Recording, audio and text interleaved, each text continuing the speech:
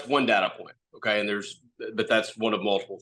Even at a very, very simple elementary level, I can look at this and say, okay, even CPI versus PPI. And we touched on this in the last show, right? CPI is consumer price index. That's what we're paying for stuff.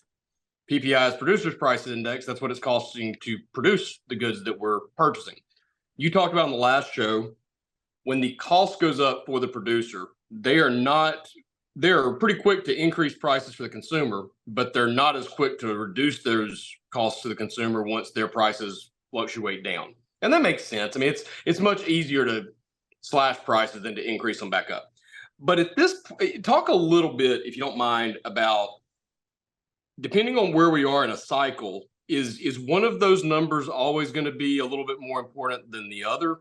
Or are we going to be looking a little bit more at CPI, maybe it's at one part of the cycle and maybe PPI at another, and there's even to some extent where there's an art and a science to all this, right? Like there is the science and the data and all that, but there's an art as well. And that sometimes you need a little bit more of this and sometimes you need the opposite to get what you're looking for. So is there a cyclical nature to that in that we might look more at one versus another at some points? And if so, which of those is more important right now? And how does that tie into all the other? Because I know that's not it's not like you're making all your trades based off of CPI, right? You're looking at, I don't even know how many data points that you're looking at, but talk about the relationship between those and how you know which one you want to look more at and which one carries more weight one day versus the next.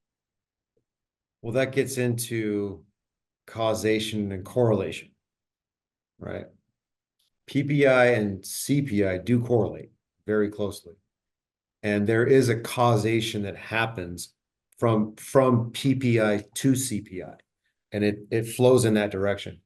PPI leads CPI by about 3 months. However, PPI is typically more volatile than CPI. So it's the wholesale price index, what the distributors are purchasing for and then selling to the consumers, right?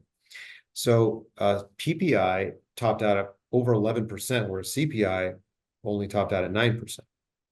However, PPI, the producer price index, the wholesale price index, cooled rapidly, far quicker, and it's still fine. It's not warm at all. It's like 2% or something. I would have to go look at it again, but it's anywhere near hot or at all. We had a hot print this month. That was it. Okay, so CPI does follow PPI, and there is correlation there, but they're siblings. They're not twins, if that makes sense.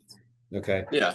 So you have to be able to differentiate, and then you have to look back to the initial question of one data point. Was that data point an anomaly based on a turning of the calendar?